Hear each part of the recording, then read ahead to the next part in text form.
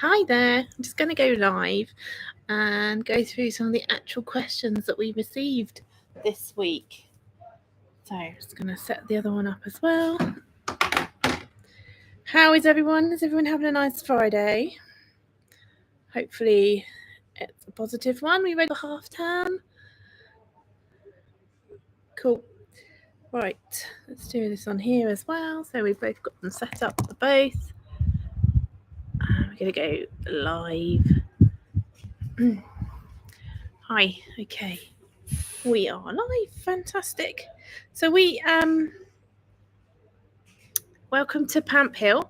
I'm just outside with our lovely Halloweeny, and Bruce is behind me.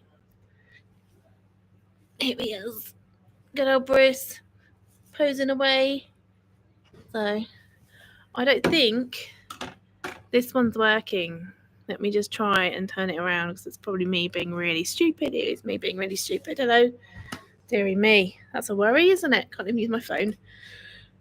So I wanted to go over some of the questions that we received this week on we asked you to ask us some questions on Wednesday it was, and I'm going to go over some of the answers that we've got for you today. So we had loads of questions actually from lots of people all over.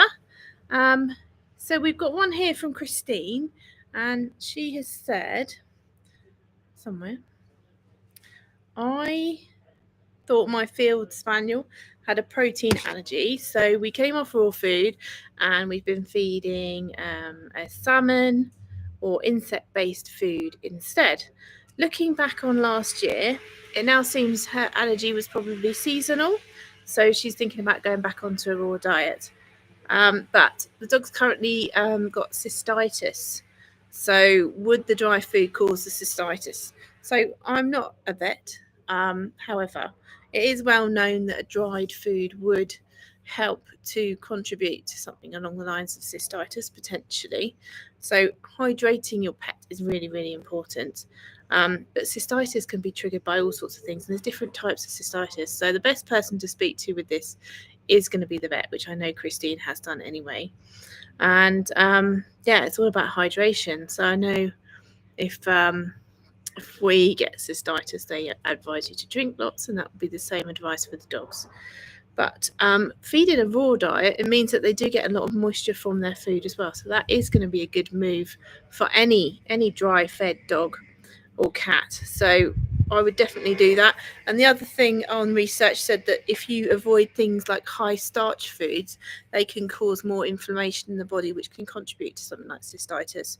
High starch foods, potatoes, peas, rice, that sort of thing, harder for them to digest. So choosing foods that are easier for them to digest is going to be a lot better on the body, so the whole body works well together, if that makes sense. So she has actually decided after that to go back onto a raw diet. Christine got back in touch to say she's going back onto a raw diet, and she's going to keep a diary of what she's feeding her, so that if you do think your dog may have allergies to the foods, you can pinpoint what it was that triggered it. So that's a really important point. So if you are starting out on raw and you're not 100% happy or 100% certain, keep a diary. Just make a note on your phone, potentially. Keep a diary of what your dog's having on a day-to-day basis. And that means you can track if there's any issues. So you can go back and you can see what they've had on that day, and you can go, right, I'm going to avoid that for a few weeks. And then in a controlled environment, you can reintroduce that thing. And if you've definitely got an allergy to it, then you can stop. Okay. So yeah, that's good. She's going to go back onto it. Hi there. And also she thinks autumnal allergies, so it could well be things like the grass, the end of the year, some of the pollen. There is still pollen around, still happens. Some of the trees are still dropping some pollen, so it might be something contributing there. It's just unfortunate the dog's got cystitis at the same time. So I know she has spoken to a vet and she has got veterinary advice on that, so that is a good thing. Right, next question. Somebody wants to know, why does my vet tell me that raw may not be the best option? Raw food is not the best option for my dogs. There's lots of vets that are all for raw food now, and there are still quite a few out there that are not so keen on it.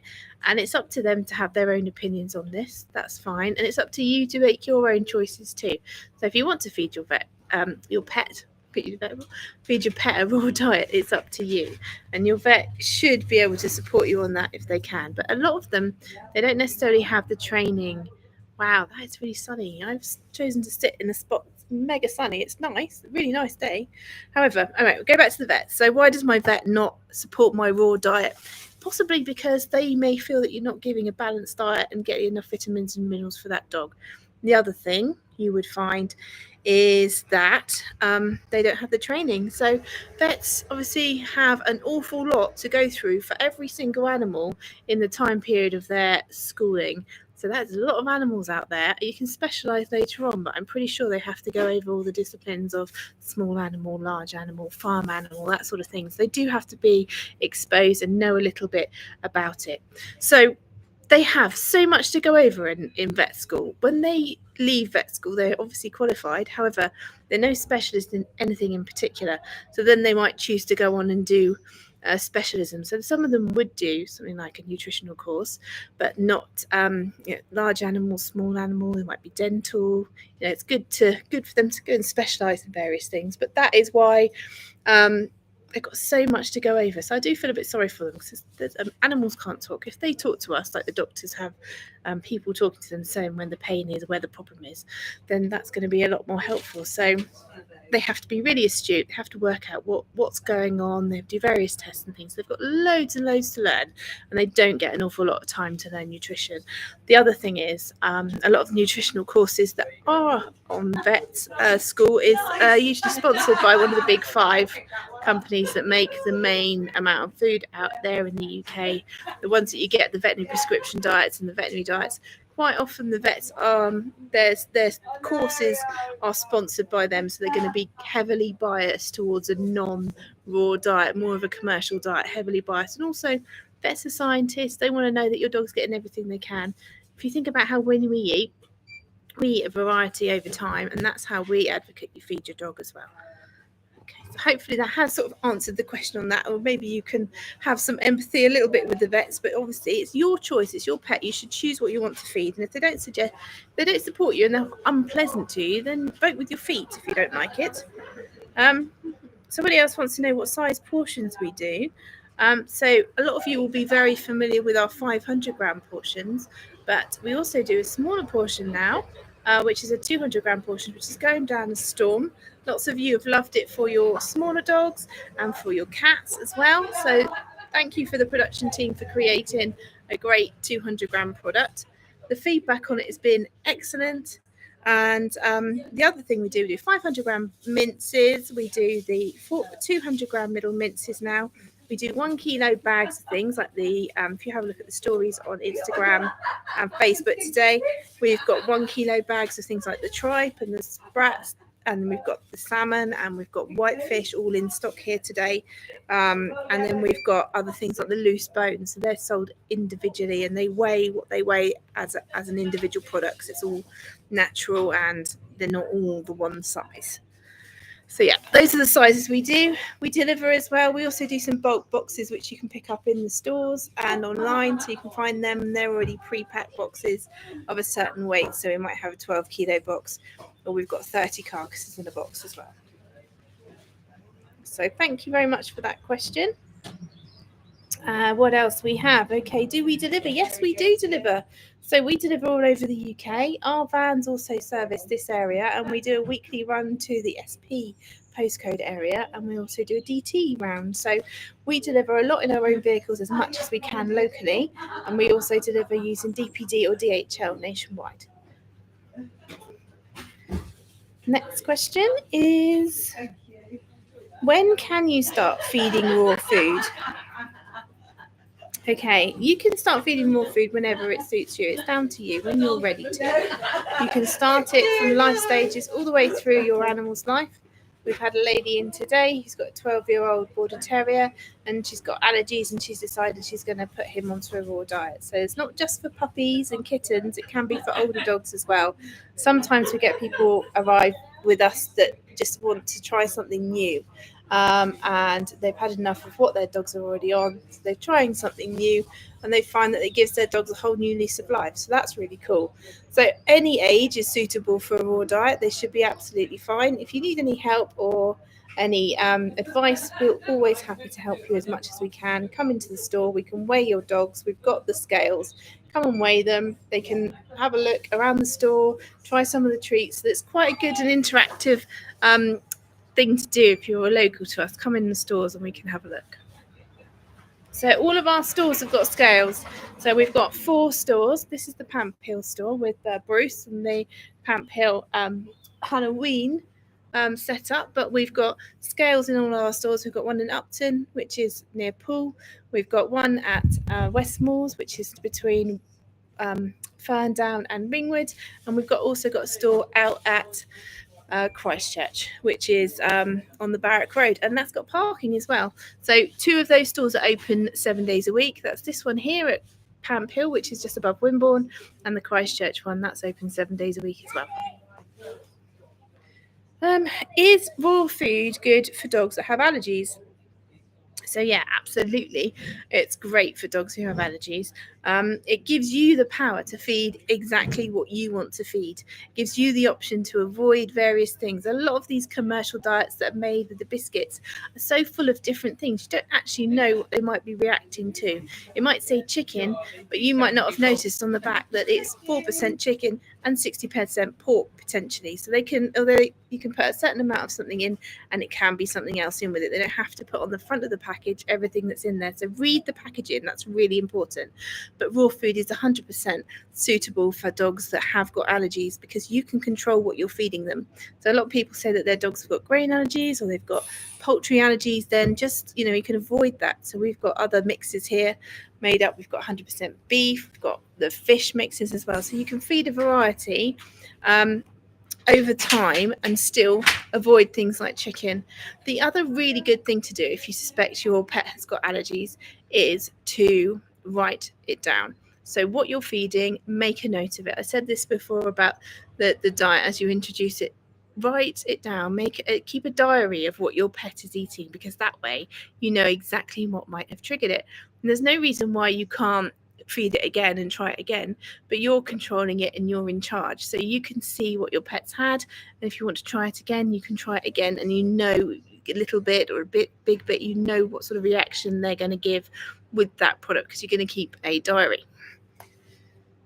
So what else did I say on there? Oh yeah, so there are other allergy testings out there. Obviously you could keep a diary and make a note and just see what the dog is allergic to. You can also go to your vet. They can help you with allergy testing.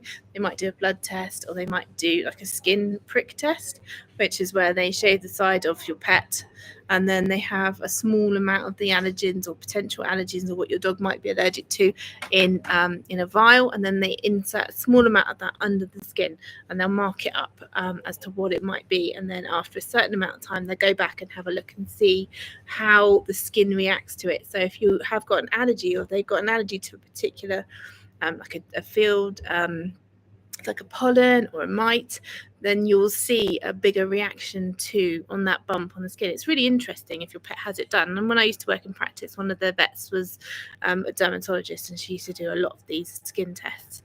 And then they would send off to a laboratory to get a particular mixture made up that then is injected into your dog once a month, I think it was.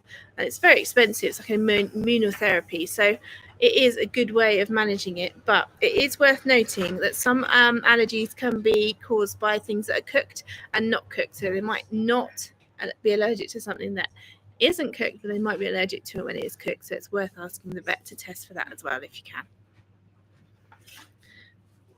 Okay, what else have I got here? Yes, our stores are open. So someone said, can I come in and ask advice as well? And yes, you can. So Nettie, who's my mum, she's at the Westmoor store on the, sorry, that's the butcher's moving the trolley around. You know your shop, don't you? So, yes, we have got 4 stores across Dorset, and we've got a website that works 24/7, so you can shop online and you can pick up food all over the place. So it will come out to you. We'll deliver it, either if it's local, we will deliver it to you in our own vans, and it'll be in temperature controlled boxes, or if it's via DPD or DHL, we send it out in the polystyrene boxes, and those are fantastic. They keep everything really cold. They're one of the best things that we've found to really keep your food as safe as possible. We have tried some of the others and they're okay, but we know the polystyrene really works, especially when it's hot in the summer, so that's why we use the polystyrene. So yeah, we deliver, and you can come and visit our stores. And if you're not sure on which ones are open, we are open 7 days a week at 2 stores. One of them is this one here, and that's Pamphill Christchurch, and the other store open 7 days a week is Barrack. No, this is Pamphill Wimborne, and the other one is Christchurch on Barrack Road. I think I need a cup of tea.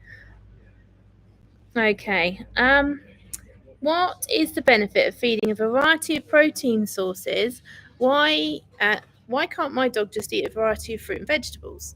Well, generally, if you have a look at your dog or your cat's makeup, they've got these sharp, pointy teeth, and they are used for ripping and tearing, eating meat. That's what their teeth are for. So it stands to reason that that animal will be eating a meat diet. There are vegetarian and vegan diets out there for dogs, but just be mindful that they've been made in a lab, and everything is in every spoonful. They're not bad, but they're not as natural as they could be for your particular animal. If you've got a horse, then yeah, you're going to be feeding a vegetation diet, but not necessarily the best thing for your dog or your cat. So they can have fruit and veggies as part of their diet, and it's an excellent way of adding vitamins and minerals into your pet's diet. So don't discount them at all, but don't make that the main diet. They need more than that. And animals such as cats and ferrets are obligate carnivores, so they have to have meat in their diet to survive. They must have it, otherwise over time they just will go downhill and they really won't do very well. So yes, they definitely need meat in their diet as an obligate carnivore. And then the main thing is to feed vitamins and minerals over time. I have done some videos on this before, where you get different vitamins and minerals from different protein sources.